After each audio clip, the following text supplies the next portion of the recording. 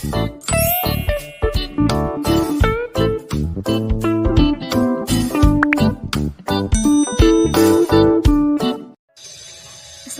warahmatullahi wabarakatuh.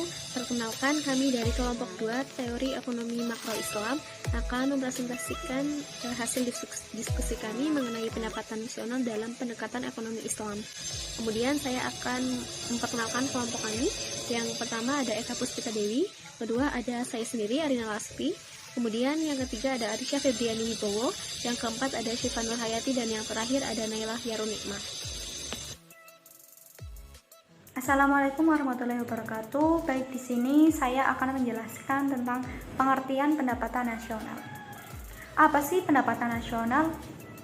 Pendapatan nasional adalah nilai total produksi barang dan jasa akhir yang dihasilkan suatu perekonomian selama periode tertentu, yang dihasilkan dari sebuah proses interaksi antar berbagai komponen pelaku ekonomi. Jadi dengan kata lain, pendapatan nasional adalah jumlah pendapatan yang diterima seluruh pelaku ekonomi dalam suatu negara selama 1 tahun. Pendapatan nasional didasarkan pada harga berlaku dan harga yang tetap. Pendapatan nasional pada harga yang berlaku adalah nilai barang dan jasa yang dihasilkan suatu negara dalam suatu tahun dalam 1 tahun dan dinilai menurut harga yang berlaku pada tahun tersebut. Data pendapatan dalam berbagai tahun nilainya akan berbeda-beda dan menunjukkan kecenderungan yang semakin meningkat dari tahun ke tahun. Bahkan terkadang menunjukkan penurunan, meskipun tidak terlalu signifikan. Perubahan nilai tersebut disebabkan oleh 2 faktor, yaitu perubahan secara fisik barang dan jasa yang dihasilkan dalam perekonomian dan kenaikan harga-harga yang berlaku dari satu periode ke periode lainnya. Untuk dapat menghitung kenaikan dari tahun ke tahun, barang dan jasa yang dihasilkan haruslah dihitung pada harga yang tetap. Pendapatan nasional pada harga yang tetap yaitu harga yang berlaku pada saat tahun tertentu yang seterusnya digunakan untuk menilai barang dan jasa yang dihasilkan pada tahun-tahun lain. Nilai pendapatan nasional pada harga tetap atau pendapatan nasional RIN. Pendapatan nasional juga merupakan satu di antara tolak ukur yang sangat penting dalam teori ekonomi makro. Pendapatan nasional dilihat dari pendekatan pendapatan atau produksi nasional yang dilihat dari pendekatan produksi di mana suatu angka statistik atau yang dinyatakan dalam satuan mata uang yang menunjukkan nilai seluruh hasil kegiatan ekonomi negara tertentu selama 1 tahun. Ukuran nilai output ini berupa barang dan jasa yang dihasilkan suatu negara dalam periode tertentu atau jumlah seluruh pendapatan yang diterima oleh masyarakat dalam suatu negara dalam 1 tahun. Pendapatan nasional memiliki peran yang sangat vital bagi sebuah negara, karena pendapatan nasional merupakan salah satu tolak ukur keberhasilan perekonomian suatu negara. Dengan pendapatan nasional akan terlihat tingkat kemakmuran suatu negara. Semakin tinggi pendapatan nasional suatu negara, maka dapat dikatakan semakin tinggi juga tingkat kesejahteraan rakyatnya. Selanjutnya, saya Nailah Yarunikmah yang akan menjelaskan tentang 4 hal yang semestinya bisa diukur dengan pendekatan pendapatan nasional berdasarkan ekonomi Islam. 4 hal tersebut yaitu yang pertama, pendapatan nasional harus dapat mengukur penyebaran pendapatan individu rumah tangga. Kendati GNP dikatakan dapat mengukur kinerja kegiatan ekonomi yang terjadi di pasar, GNP tidak dapat menjelaskan komposisi dan distribusi nyata dari output per kapita. GNP tidak mampu mendeteksi kegiatan produksi yang tidak ditransaksikan di pasar, yaitu artinya kegiatan produktif keluarga yang langsung dikonsumsi dan tidak memasuki pasar tidak tercatat di dalam GNP. Yang kedua yaitu pendapatan nasional harus dapat mengukur produksi di sektor pedesaan.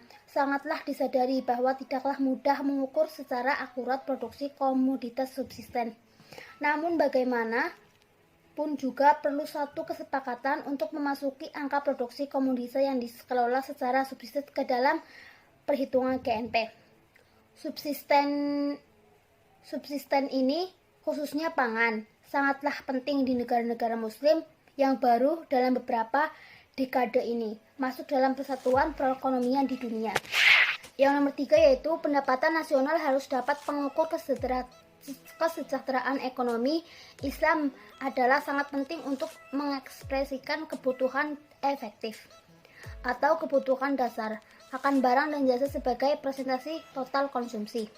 Yang keempat yaitu perhitungan pendapatan nasional sebagai ukuran dari kesejahteraan sosial Islami melalui perdugaan nilai santunan antar saudara dan sekolah adalah penting untuk menentukan sifat alami dan tingkatan dari amal solehah antar saudara. Selanjutnya yaitu konsep pendapatan nasional. Dilihat dari konsep pendapatan nasional itu dibagi menjadi 6. Yang pertama itu ada PDB atau GDP, merupakan produk domestik bruto atau gross domestic product, adalah jumlah produk berupa barang dan jasa yang dihasilkan oleh unit-unit produksi di dalam batas wilayah suatu negara selama 1 tahun.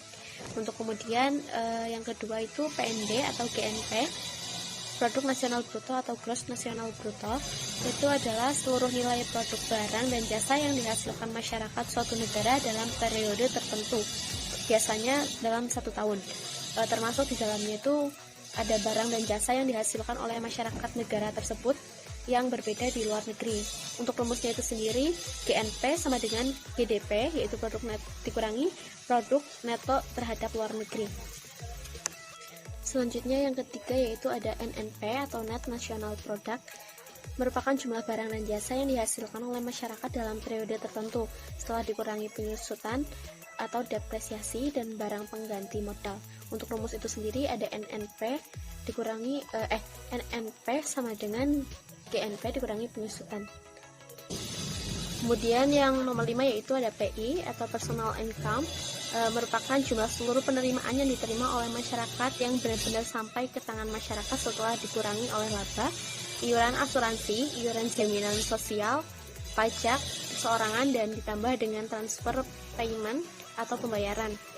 Untuk rumusnya itu sendiri ada PI sama dengan NNI sama dengan transfer payment sama dengan laba ditahan ditambah iuran asuransi ditambah iuran jaminan sosial ditambah pajak perorangan. Kemudian yang terakhir itu ada DI atau disposable income, merupakan pendapatan masyarakat yang sudah siap dibelanjakan oleh si penerimanya. Untuk rumusnya itu sendiri ada DI sama dengan PI dikurangi pajak langsung.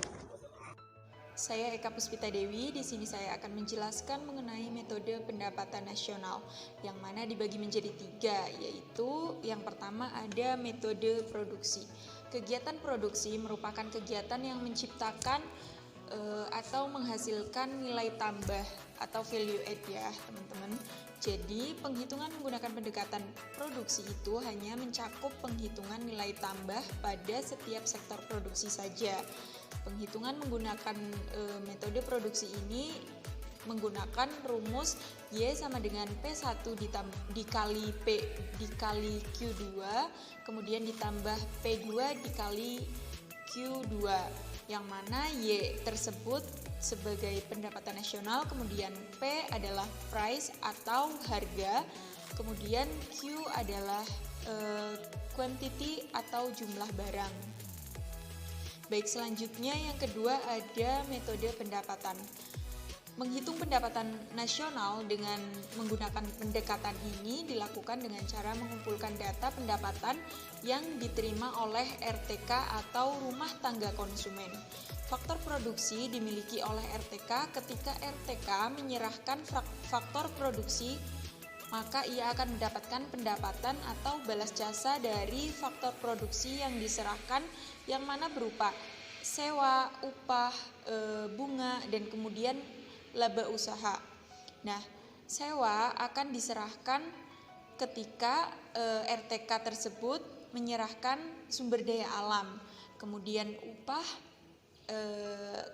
diberikan ketika rumah tangga konsumen menyerahkan sumber daya manusia.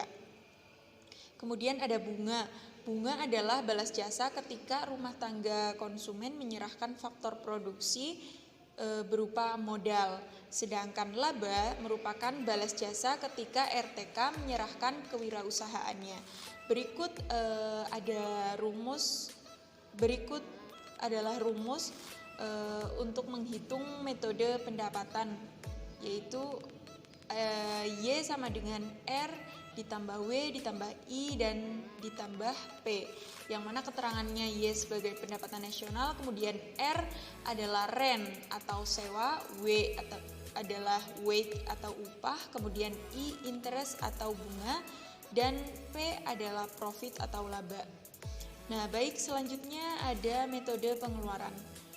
Metode pengeluaran ini dilakukan dengan menjumlahkan seluruh pengeluaran dari berbagai sektor ekonomi, yaitu rumah tangga, pemerintah, perusahaan, dan masyarakat luar negeri pada periode tertentu. Jenis pengeluaran masing-masing pelaku ekonomi terdiri dari pengeluaran untuk konsumsi yang biasa diberi tanda C, kemudian ada pengeluaran untuk invest atau I, kemudian ada pengeluaran untuk pemerintah atau government, lalu ada pengeluaran untuk ekspor yang diberi tanda X dan import tandanya M.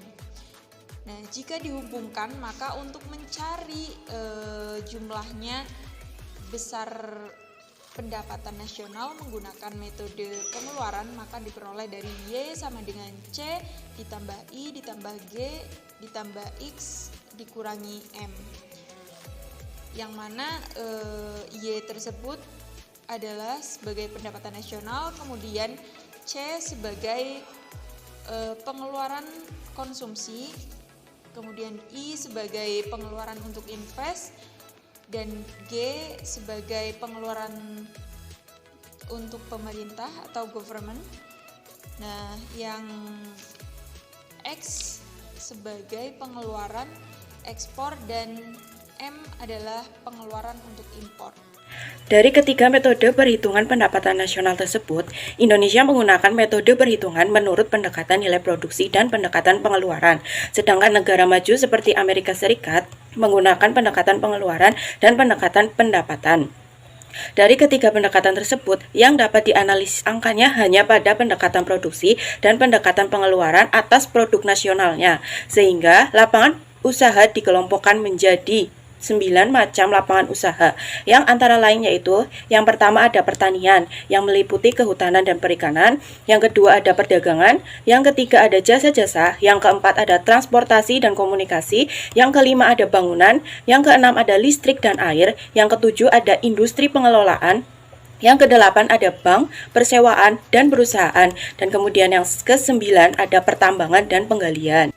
Pemerintah suatu negara selalu berusaha mengetahui pendapatan nasional negaranya pada setiap tahun dengan tujuan untuk mengetahui kemampuan negaranya dalam memikul dan membiayai pengeluaran-pengeluarannya selama periode 1 tahun. Dengan demikian, pemerintah dapat mengukur kemampuan negaranya beserta manfaat yang dipelajari dalam pendapatan nasional. Antara lain, yang pertama ada dapat mengetahui struktur ekonomi suatu negara. Apakah negara tersebut merupakan negara agraris, industri, atau jasa dengan melalui perbandingan sumber pendapatan nasional yang terbesar. Misalnya, karena sebagian besar pendapatan nasional Indonesia itu berasal dari sektor pertanian, maka Indonesia dikenal sebagai negara agraris. Selanjutnya, untuk yang kedua, dapat mengukur tingkat kemakmuran suatu negara dengan membagi pendapat nasionalnya dengan jumlah penduduk yang disebut dengan pendapatan per kapita. Kemudian yang ketiga, ada dapat mengetahui perubahan pendapatan nasional dan pertumbuhan ekonomi suatu negara dari tahun ke tahun dengan cara membandingkan pendapatan nasional pada tahun yang berurutan. Yang keempat, ada dapat menyusun perencanaan dan merumuskan kebijakan yang tepat dalam melaksanakan pembangunan dan kegiatan ekonomi sesudah mengetahui sektor-sektor mana yang perlu dikembangkan dan sektor mana yang harus dipertahankan sesuai dengan komposisinya dalam pendapatan nasional. Selanjutnya, manfaat yang dapat kita pelajari yaitu dapat mengetahui sampai seberapa jauh atau sampai seberapa besar ekspor dan impor serta hubungan luar negeri lainnya dalam pembentukan pendapatan nasional Indonesia. Misalnya, hubungan luar negeri yang sangat besar pengaruhnya terhadap pembentukan pendapatan nasional. Sebab selain ekspor barang-barang yang dihasilkan, Indonesia juga dapat menawarkan barang-barang, modal atau impor dari luar negeri untuk investasi. Di samping itu, pinjaman luar negeri dilakukan untuk menunjang pembangunan. Kemudian manfaat yang terakhir dapat mengetahui dan membandingkan pendapatan antar daerah maupun regional. Terima kasih, sekian presentasi dari kelompok kami. Wassalamualaikum warahmatullahi wabarakatuh.